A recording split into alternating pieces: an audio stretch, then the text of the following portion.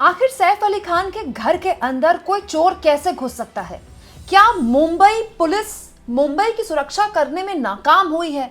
दोस्तों, पिछले 24 घंटे के अंदर मुंबई पुलिस पर कई उंगलियां उठ रही हैं। चाहे वो सेलिब्रिटीज हो, चाहे वो सियासतदान हो, हर कोई ये सवाल पूछ रहा है कि जब सैफ अली खान, करीना कपूर जैसे बड़े बॉलीवुड के स्टार्स का घर भी सुरक्षित नहीं है, तो फिर एक आम आदमी मुंबई के अंदर सुकून की नींद कैसे सोए? दोस्तों, हर कोई हैरान हो गया इस खबर को जानकर, जब आज सुबह तड़के सबको पता चला कि करीना कपूर और सैफ अली खान के घर में तब हमला हो गया जब वो सुकून से अपने परिवार के साथ घर में सोए हुए थे। आप इस बात की कल्पना कीजिए कि घर के दरवाजे बंद करके, घर को सुरक्षित करके आप अपने छोटे छोटे बच्चों के साथ, अपनी बीवी बच्चों के साथ आराम से घर में सोए हुए हैं और आधी रात को आपको घर में चीख पुकार सुनने को मिलती है और आपके बच्चों के कमरों में हमलावर घुस जाते हैं, बाहरी लोग घुस जाते हैं। सुनने में आया है दोस्तों कि सैफ अली खान के बच्चे जिस कमरे में सोए हुए थे, वहां से चीख पुकार की खबरें आई और अपने बच्चों और अपने परिवार वालों को बचाने के लिए सैफ अली खान ने अपने आप को आगे कर दिया और इतनी बुरी तरह से चोटिल हो गए सैफ अली खान।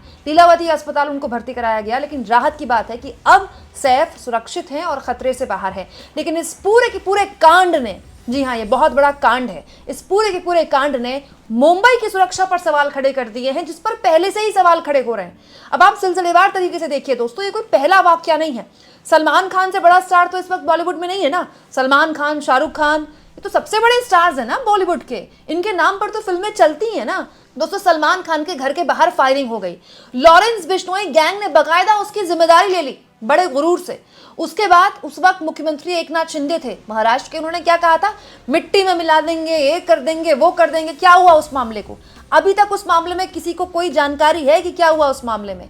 इस पूरे के पूरे मसले ने उस वक्त मुंबई पुलिस पर सवाल खड़े किए थे, सुरक्षा पर सवाल खड़े किए थे मुंबई पुलिस की। उसके बाद ठीक महाराष्ट्र चुनाव के दौरान बाबा सिद्दीकी, अजित पवार की पार्टी के नेता बाबा सिद्दीकी की खुलेआम हत्या हो गई।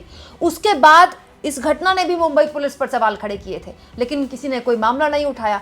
और अब सैफ अली खान जैसे high profile star, Kareena Kapoor जैसे हाई प्रोफाइल स्टार के घर में, हाई राइज बिल्डिंग में, उनके घर के अंदर हमलावर घुस गए और घर के अंदर घुसकर सैफ अली खान को अस्पताल पहुंचा दिया। इस पूरे के पूरे मसले ने मुंबई पुलिस पर तो कई सवाल खड़े किए ही हैं दोस्तों।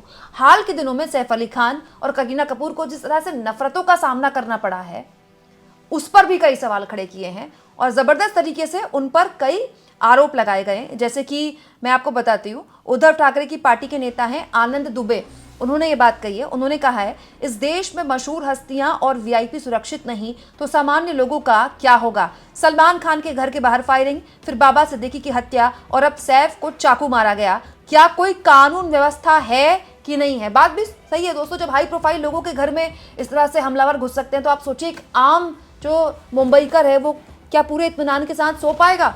वहीं कांग्रेस पार्टी के राज्यसभा सांसद हैं इमरान प्रतापगढ़ी, इन्होंने तो एक नया एंगल दे दिया है मामले को। ये कह रहे हैं, पिछले कुछ दिनों से जिस तरह से अभिनेता सैफ अली खान और करीना कपूर को लेकर नफरत भरे बयान दिए गए, सोशल मीडिया पर जहर परोसा गया और कल रात सैफ अली खान पर चोरी करने वाले ने जानलेवा हमला किया, इस सबसे पता चलता है कि मुंबई की कानून व्यवस्था कितनी बदहाल है। मुख्यमंत्री देवेंद्र फडणवीस जी, कम से कम मुंबई की छवि का कुछ तो ध्यान रखिए। अगर सबसे पॉश इलाकों में रहने वाले फिल्मी सितारों तक सुरक्षित नहीं, तो फिर आम जनता का क्या हाल होगा? सैफ अली खान पर हमला एक सामान्य घटना नहीं है, इसके सभी बिंदुओं पर गहराई से जांच होनी चाहिए। दोस्तों, इसके अलावा कांग्रेस पार्टी के एक और नेता हैं, पूर्व विंग कमांडर अनुमा आचार्य, वो कह रही हैं, क्या आपको लगता है ये एक अकेली घटना थी? क्या आपने सोचा ये कोई साधारण चोर था जो सैफ अली खान के घर में चोरी के इरादे से घुसा और अचानक हिंसक हमला कर दिया? या फिर आपको लगता है कि ये बॉलीवुड सितारों को डराने की एक सुयोजित साजिश है ताकि वे सत्ता के आगे झुकें और चंदा देते रहें? अमीर अल्पसंख्यकों को डराया जाए और वो काबू में रहेंगे तो अल्पसंख्यकों का एक बड़ा तबका डरा रहेगा।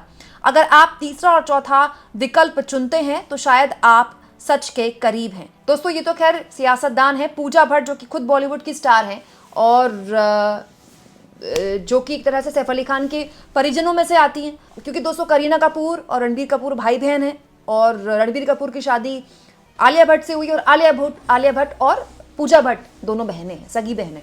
तो पूजा भट्ट ने, बॉलीवुड की एक्टर पूजा भट्ट ने भी सिलसिलेवार तरीके से कई ट्वीट्स किए हैं और स्थानीय पुलिस पर सवाल खड़े किए हैं कि लोकल पुलिस जो है बीट ऑफिसर है, देखिए इस ट्वीट में उन्होंने लिखा है beat officer must act as a deterrent in preventing criminal activity. उन्होंने इसमें कहा है कि बीट ऑफिसर को पूरी जानकारी इस मामले की होनी चाहिए और ये जिम्मेदारी बीट ऑफिसर की, और बात भी सही है दोस्तों, बीट ऑफिसर की ही जिम्मेदारी होती है। इसके अलावा law and order, we have laws but about order, 2 घंटे पहले उन्होंने एक और ट्वीट किया इसी मामले को लेकर कि लॉज तो हमारे पास हैं लेकिन ऑर्डर देने वाला कोई नहीं है। इसके अलावा भी मुंबई पुलिस को टैग करते हुए और अजित पवार को टैग करते हुए, देवेंद्र फडणवीस को टैग करते हुए पूजा भट्ट एक और ट्वीट लिख रही हैं। उन्होंने कहा है कि can this lawlessness please be curbed, Mumbai police, CP Mumbai police, we need more police presence in Bandra.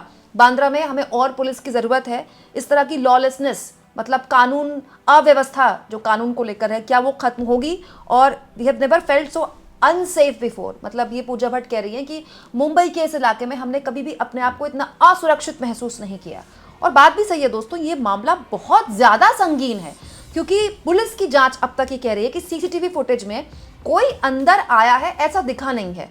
और बात भी सही है दोस्तों, सैफ अली खान कोई अकेले किसी विला में नहीं रहते, कोई बंगले में नहीं रहते, हाई राइज बिल्डिंग में रहते हैं। जब आप हाई राइज बिल्डिंग में रहते हैं तो वैसे भी किसी की एंट्री इतनी आसान नहीं है। पहले आपको मेन गेट पे एंट्री लेनी होती है, फिर आपको नीचे गार्ड को एंट्री देनी होती है ना, 2-3 जगह आपकी चेकिंग होती है। तो दोस्तों सीसीटीवी फुटेज में जो छानबीन हुई है, पुलिस ये कह रही है कि अभी तक किसी के बाहर से एंट्री लेने की जानकारी नहीं मिली है। हाँ दोस्तों, पुलिस को ये ज़रूर शक है, जो कि आज तक में खबर में लिखा है कि सैफ और करीना का घर में एक डक्ट रास्ते में बना हुआ है। ये डक्ट बेडरूम में जाकर खुलता है, मतलब एक कोई पाइप जैसी कोई चीज़ है जो कि सीधे बेडरूम में जाकर खुलती है। हो सकता है कि उसके ज़रिए ये हमलावर घुसे हों, चोर घुसे हों। लेकिन आप सोचिए किसी चोर की कितनी हिम्मत हो सकती है कि सैफ अली खान के घर घुस जाए। ये भी पुलिस जांच कर रही है कि हो सकता है कि ऑलरेडी घर के अंदर हो हमलावर। इसीलिए पुलिस ने कई स्टाफ के लोगों को भी हिरासत में लिया है। ये जानकारी आ रही है कि कुछ स्टाफ के लोगों को भी हिरासत में लिया गया है। ये हो सकता है कि स्टाफ के लोगों के साथ मिली भगत हो। कहीं एक खबर भी चल रही थी कि नौकरानी से मिलने कोई आया हो और पहले से ही वो लोग अंदर हों, घर के अंदर हों। लेकिन घर के अंदर अगर पहले से ही होंगे तो घर के लोगों को क्या इस बारे में जानकारी नहीं मिलेगी? रात को 2:30 बजे वो लोग एक्टिव होंगे क्या? ये अपने आप में बहुत से सवाल है और हर लिहाज से पुलिस को इस मामले में जवाब तो देना ही पड़ेगा। तब तो और भी देना पड़ेगा जब हाल के दिनों में मुंबई पुलिस पर सिलसिलेवार तरीके से सवाल खड़े हो रहे हैं। लेकिन सवाल तो खड़े हो जाते हैं दोस्तों, इनका जवाब नहीं मिलता। ये एक बहुत बड़ी दिक्कत है। कोई भी बड़ा मामला होता है, उसके बाद हेडलाइन बनती है, उसके बाद सवाल पूछने वालों से कहा जाता है कि आप राजनीति मत कीजिए, मामला ठंडा बन जाता है और फिर अगले मामले तक के लिए हम इंतजार करते हैं। ऐसा नहीं होना चाहिए दोस्तों। जब ऐसे बड़े बड़े लोगों के घर में कोई घुस सकता है, ऐसे बड़े बड़े लोगों पर हमला हो सकता है आधी रात को, आप सोचिए एक आम आदमी अपने परिवार को अगर एक घर में सुरक्षित कर रहा है तो वो सुकून सो सकता है कि रात के 2:30 बजे कुछ ऐसा ना हो जाए कि परिवार वालों के या बच्चों के घर में कोई घुस जाए, बच्चों के कमरों में कोई घुस जाए। आपको क्या लगता है दोस्तों, मुंबई की सुरक्षा को लेकर जो ऑलरेडी पिछले कई दिनों से सवालों के घेरे में थी, उस पर अब डबल इंजन सरकार पर और थू-थू होगी? क्योंकि देवेंद्र फडणवीस न केवल मुख्यमंत्री हैं बल्कि गृहमंत्री भी हैं राज्य के, और मुंबई पुलिस उन्हीं के अंतर्गत आती है। और ये वो गृह मंत्रालय है जिसको लेकर खूब हाई तौबा मची थी। एकनाथ शिंदे चाहते थे उनके पास रहे गृह मंत्रालय, लेकिन देवेंद्र फडणवीस चाहते थे उनके पास रहे, बीजेपी चाहती थी उनके पास रहे, पुलिस उनके पास रहे। भाई पुलिस कोई भी रख ले, लेकिन पुलिस कम से कम सुरक्षा व्यवस्था की लाज तो रख ले मुंबई की। आपको क्या लगता है दोस्तों? कमेंट बॉक्स में जरूर लिखें और जितना हो सके चैनल को शेयर करें, सब्सक्राइब करें और थैंक्स और ज्वाइन के ऑप्शन से अगर आप चाहें तो कुछ आर्थिक मदद भी चैनल की जरूर करें।